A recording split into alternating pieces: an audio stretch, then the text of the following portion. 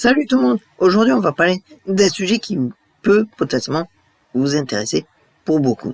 Et c'est comment bien choisir son thérapeute énergéticien.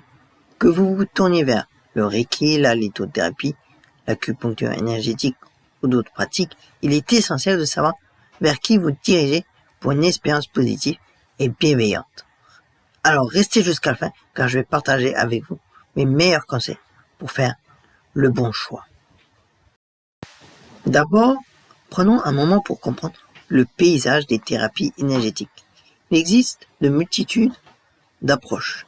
Le Reiki est une technique de canalisation d'énergie par imposition des mains. La réflexologie énergétique travaille sur les points réflexes. L'acupuncture traditionnelle qui stimule les méridiens énergétiques. Bien entendu, il y a la lithothérapie qui est l'utilisation des propriétés des cristaux.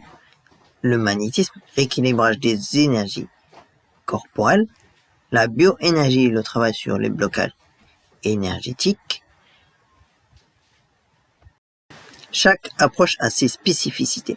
L'important est de choisir celle qui résonne avec vos besoins et vos convictions personnelles. Un bon thérapeute énergéticien devrait pouvoir vous parler de sa formation initiale et de ses certifications, ses années de pratique, ses formations continues, car l'apprentissage ne s'arrête jamais, ses éventuelles spécialisations. Important, un gros warning je mets dessus. Méfiez-vous des formations express ou des dons autoproclamés sans aucune base théorique. Observez si le praticien vous pose des questions sur votre état de santé, s'il respecte vos limites et votre intimité, s'il explique clairement sa méthode, s'il maintient un cadre professionnel approprié et s'il propose un suivi adapté. Un thérapeute sérieux doit afficher clairement ses tarifs, expliquer la durée de ses séances, ne pas vous pousser à acheter des produits coûteux et respecter votre budget sans vous culpabiliser. Avant de prendre rendez-vous, n'hésitez pas à poser ces questions, celles que je vais vous dire. Quelle est votre formation principale? Depuis combien de temps pratiquez-vous? Comment se déroule une séance type? Combien de séances recommandez-vous généralement? Comment travaillez-vous avec les énergies? Que puis-je attendre comme ressenti? Y a-t-il des contre-indications? Travaillez-vous en complémentarité avec la médecine conventionnelle? Attention aux praticiens qui promettent des guérisons miraculeuses ou vous demandant d'arrêter vos traitements médicaux ou qui insistent pour que vous achetiez des objets indispensables ou même en créant une dépendance en multipliant les séances et aussi en manquant de respect ou en dépassant vos limites et aussi en prétendant de diagnostiquer des maladies et bien entendu en demandant des informations personnelles non pertinentes. Tout ça, ce sont des warnings qui vous permettent de juger et de fuir vite le praticien en question. Où chercher pour trouver un praticien?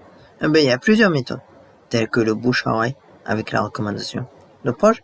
Il y a aussi les annuaires spécialisés en ligne. Il y a des centres de bien-être réputés. Il y a aussi les salons et les foires du bien-être et les réseaux professionnels de thérapeutes. Le plus important, lors du premier contact, lors du premier échange, qu'il soit au téléphone ou par email, c'est est-ce que le praticien est-il à l'écoute? Répond-il clairement à vos questions? Respecte-t-il vos interrogations sans les minimiser? Vous met-il à l'aise? Ça, c'est vraiment les conditions sine qua non. La première séance, c'est un test. Observez l'accueil et l'ambiance du lieu, si c'est en physique, la propreté et l'organisation, la qualité de l'écoute, votre ressenti pendant et après la séance. Si c'est bien entendu en distanciel, tout ce qui concerne l'environnement n'est pas forcément pertinent. Et point très important, les thérapies énergétiques sont un complément et non jamais un remplacement de la médecine conventionnelle. Un bon thérapeute énergéticien vous encourage à maintenir votre suivi médical et ne pose jamais de diagnostic médical. Il reconnaît les limites de sa pratique. Il peut vous orienter vers un médecin si nécessaire. Choisir son thérapeute énergéticien, c'est avant tout une question de confiance et de ressenti. Prenez le temps de vous renseigner, posez vos questions et écoutez surtout votre intuition. Rappelez-vous, vous avez le droit de changer de praticien si vous ne vous sentez pas à l'aise. Votre bien-être est votre priorité.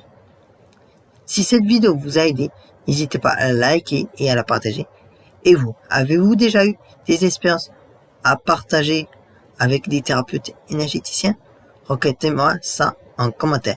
Et abonnez-vous pour plus de conseils de bien-être. Et on se retrouve très bientôt pour une nouvelle vidéo. À bientôt!